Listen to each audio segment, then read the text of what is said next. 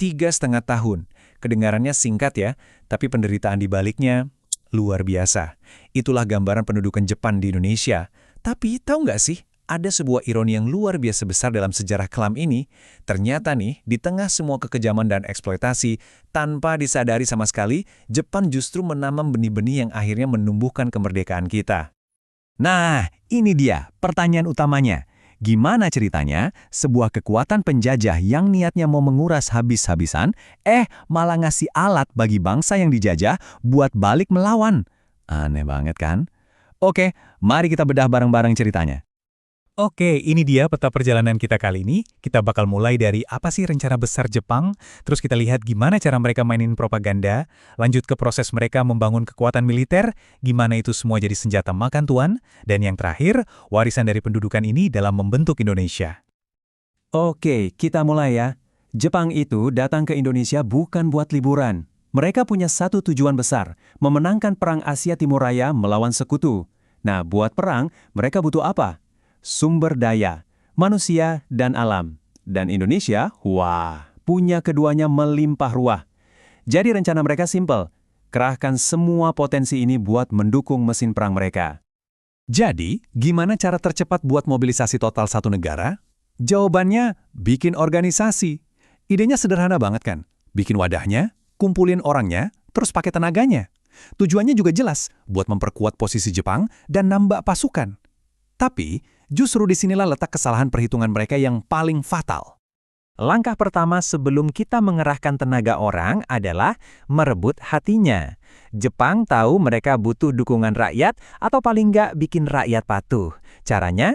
Ya tentu saja lewat propaganda. Mereka pengen banget mencitrakan diri sebagai saudara tua yang baik hati, yang datang untuk membebaskan Asia.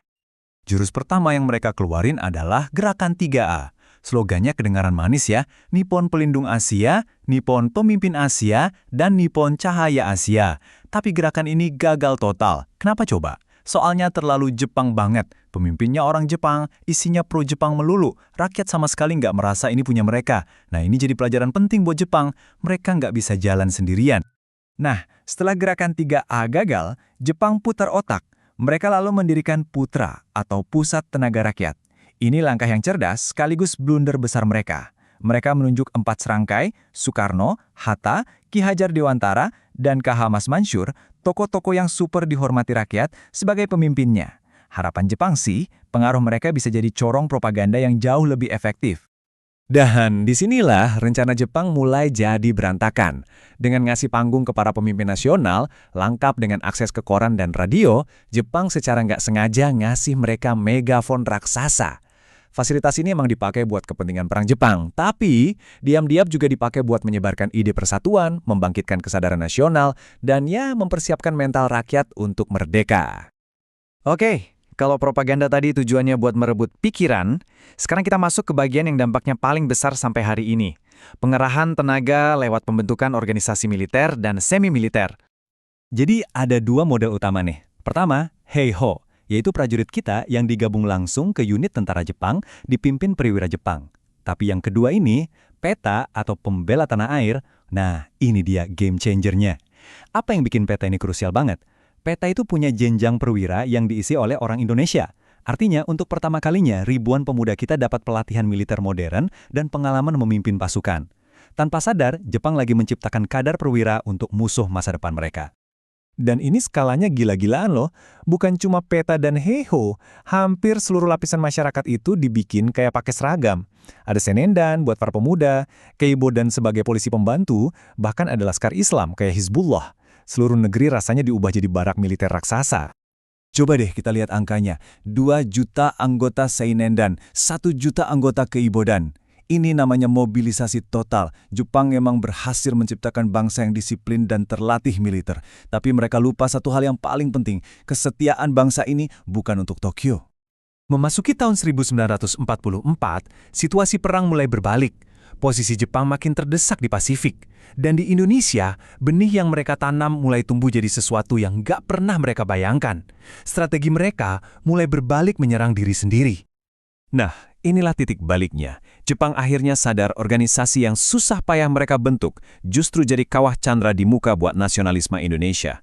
Para perwira peta yang dilatih untuk membela tanah air mulai mendefinisikan tanah air itu sebagai Indonesia, bukan lagi sebagai bagian dari Kekaisaran Jepang. Di tahun terakhir, semuanya bergerak cepat banget. Posisi Jepang yang makin terjepit bikin mereka ngobrol janji kemerdekaan. Tapi ya, semuanya sudah terlambat. Februari 1945 meletus pemberontakan peta di Blitar. Ini sinyal jelas perlawanan bersenjata yang nyata. 6 bulan kemudian, pas Jepang menyerah sama sekutu, Indonesia udah lebih dari siap. Pemimpinnya ada, jaringannya ada, dan yang paling penting, ribuan pemuda terlatih militer udah siap tempur.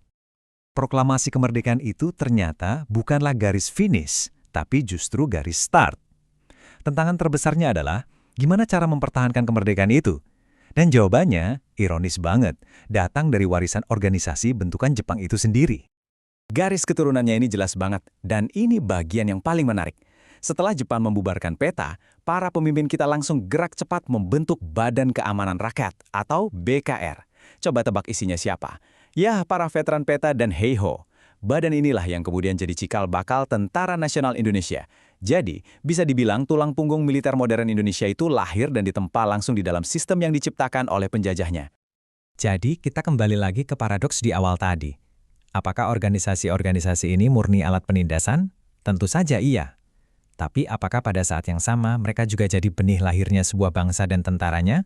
Jawabannya juga iya. Secara itu emang nggak pernah hitam putih. Dan pendudukan Jepang adalah bukti paling nyata bagaimana sebuah strategi penjajahan yang salah perhitungan justru bisa jadi pemicu bagi kemerdekaan.